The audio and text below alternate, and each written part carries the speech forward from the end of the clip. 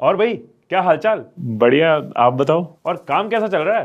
ठीक चल रहा है, मतलब सही है। ऐसे लोगों की बातें सुनकर नॉर्मल लगता है, कोई खास फर्क नहीं पड़ता। लेकिन कुछ लोग ऐसे होते हैं ना, जिनकी बातें हमारे माइंड में एक स्ट्रॉन्ग इंप्रेशन बना जाती है, जिनसे बार बार मिलने का मन करता है। क्योंकि अगले कुछ मिनट्स में मैं आपको ऐसी 10 टिप्स शेयर करूंगा जिनकी मदद से आप अपनी कम्युनिकेशन को 10 गुना इंप्रूव कर पाओगे। लोग आपसे बात करना पसंद करेंगे, आपके रिलेशंस इंप्रूव होंगे और आप अपनी लाइफ में बहुत कुछ अचीव कर पाओगे। ये मैं इतने कॉन्फिडेंस के साथ इसलिए कह पा रहा हूं क्योंकि इन स्किल्स पे काम करके मैंने भी अपनी पर्सनल और प्रोफेशनल लाइफ को बदला है। इन टिप्स और टेक्निक्स की वजह से आज मैं हजारों लोगों के सामने कॉन्फिडेंटली बोल पाता हूं, लोगों के साथ रिलेशनशिप्स बिल्ड कर पा रहा हूं, लोगों की लाइफ में एक इंपैक्ट क्रिएट कर पा रहा हूं, बड़ी से बड़ी कंपनीज में ट्रेन करता हूं।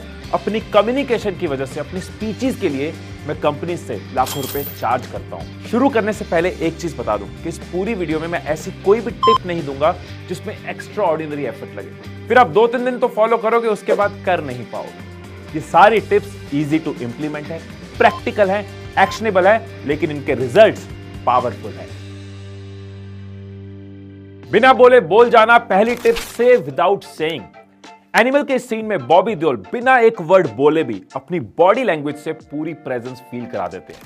आप जानते हो कि साइकोलॉजी के अकॉर्डिंग पहले 7 सेकंड डिसाइड करते हैं कि सामने वाले के दिमाग में आपका कैसा इंप्रेशन बनेगा।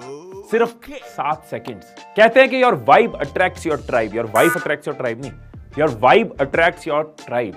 क्योंकि सबसे पहले आपकी वाइब आती है, कैसे आप खड़े हो, कैसे बात कर रहे हो, आपकी बॉडी लैंग्वेज क्या है, आपके जेस्चर्स क्या कर रहे हैं, ये सब आपके बारे में बहुत कुछ बताते हैं। हर किसी की बॉडी लैंग्वेज का ना एक स्टाइल होता है। जैसे रणवीर सिंह की बॉडी लैंग्वेज की बात करें तो वो कॉन्फिडेंस और एनर्जी से भरी होती है। उसका मिलने का तरीका, बात करने का तरीका, स्टेज पे चढ़ने का तरीका, सब में एक एनर्जी होती है। ऐसे ही हर कोई जो अपने अपने फील्ड में एक्सेल करता है, जो लीड करता है, उनकी बॉडी लैंग्वेज का भी एक स्टाइल होता है। अब ऐसी 6 टिप्स जो आपकी वाइब को सॉलिड बनाती है। मतलब पहले पॉइंट के अंदर मैं आपको 6 टिप्स दे रहा हूं, उसके बाद हम सेकंड पॉइंट पे जाएंगे। 50-70 रूल फॉर आई कॉन्टैक्ट। मतलब बात करते वक्त 50% टाइम मिनिमम सामने वाले की आंखों में देखो और सुनते वक्त मिनिमम 70%।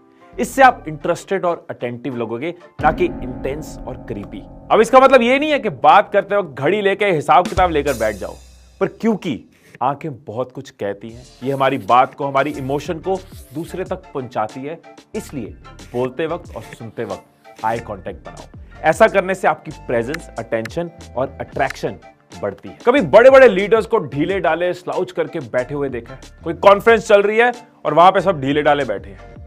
आपने ऐसा इसलिए नहीं देखा क्योंकि वो सब अपने पोस्चर पे काम करते हैं। एक स्टडी में ये प्रूव किया गया कि कुछ मिनट्स पावर पोज में आने से पार्टिसिपेंट का टेस्टोस्टेरोन इंक्रीज होता है, मतलब कॉन्फिडेंस बढ़ता है, और कॉर्टिसोल रिड्यूस होता है, मतलब स्ट्रेस घटता है, सिर्फ कुछ मिनट्स पावर पोज में आने से। बात करने वक्त अपने पैर और शोल्डर्स को सामने वाले की डायरेक्शन में रखो। इससे आपका एंगेजमेंट और इंटरेस्ट शो होता है। रिसर्च के हिसाब से जो लोग बात करते वक्त हाथों को यूज करते हैं वो ज्यादा कन्विंसिंग और अट्रैक्टिव लगते हैं।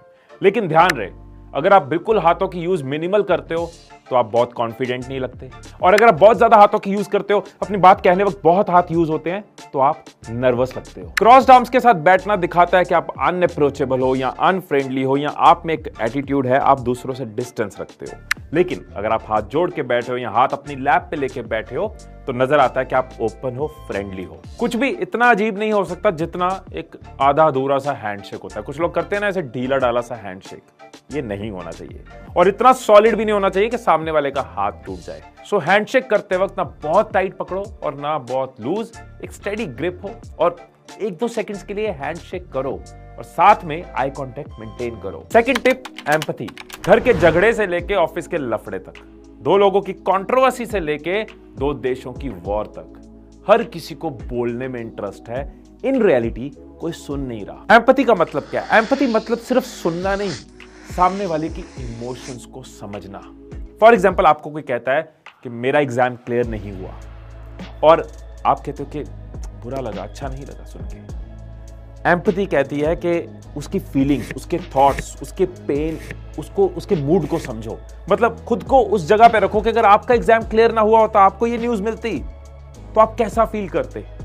इस फीलिंग के साथ जब आप जवाब देते हो ना तो वो एम्पैथी से निकलता है और ये कम्युनिकेशन आपके रिलेशंस को रियल बनाती है। Third tip, the sweetest sound. इस गुलाब जामुन से भी कुछ मीठा अगर लोगों को लगता है ना तो वो है अपना नाम। हर किसी को अपना नाम बहुत इंपॉर्टेंट होता है, इसीलिए सब मेक श्योर करते हैं कि उनका नाम सही तरीके से लिया जाए। बहुत से लोग मुझे हिमीश की जगह हिमेश कह के बुला देते हैं और मुझे भी अच्छा नहीं लगता। और एक कंपनी है जो इस चीज को अच्छे से समझती है और वो है स्टारबक्स। जब आप वहां ऑर्डर करते हो वो आपका नाम कप के ऊपर लिखते हैं, फिर पूरे कैफे में आपका नाम लिया जाता है। आप कप लेने जाते हो, एक तो आपका नाम है, आपको अच्छा लगता है, कप पे पढ़ते हो अच्छा लगता है, फिर लोग इसको सोशल मीडिया पे डालते हैं और स्टारबक्स की फ्री मार्केटिंग होती है। तो जब भी आप किसी को मिलते हो तो याद रखना उनको भी उनका नाम बहुत प्यारा है। उनका नाम कन्वर्सेशन में लाओ, उनका नाम याद रखो, उनका नाम अच्छे से लो। अब टिप नंबर 4। यार टिप नंबर 4 तो अमिताभ बच्चन से करवाते हैं ना, आने वाले थे ना, आए नहीं अभी तक। अरे बच्चन सर, आपको मिलना बहुत मुश्किल, आप मिलते ही नहीं हो। तुम लोग मुझे ढूंढ रहे हो और मैं तुम्हारा यहाँ इंतजार कर रहा हूँ। तो मैं सबको बता दूं कि बच्चन साहब को मैं बहुत टाइम से जानता हूं, बहुत पुराना रिश्ता हमारा। रिश्ते में तो हम तुम्हारे बाप होते हैं। सर ऐसे बात नहीं कर सकते आप, ये गलत है। कौन सा कानून पढ़कर आए हैं आप?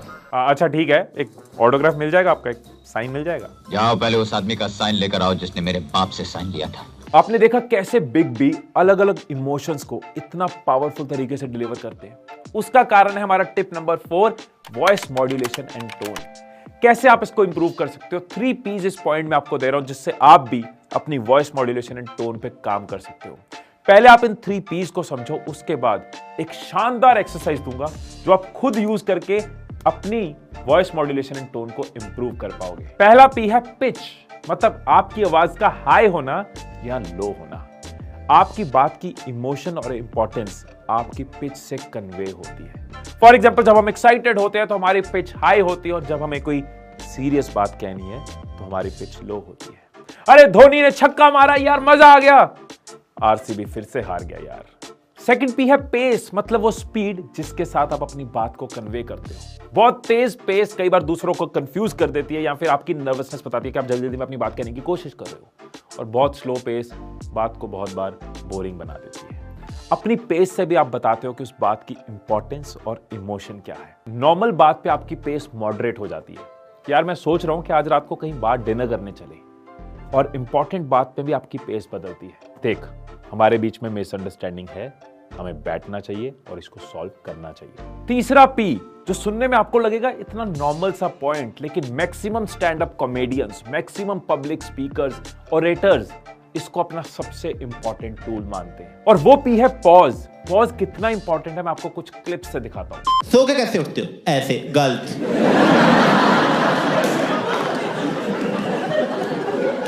लेफ्ट से उठना था, दिल यहां होता है। ऐसे में बड़ा सख्त लौंडा हूं,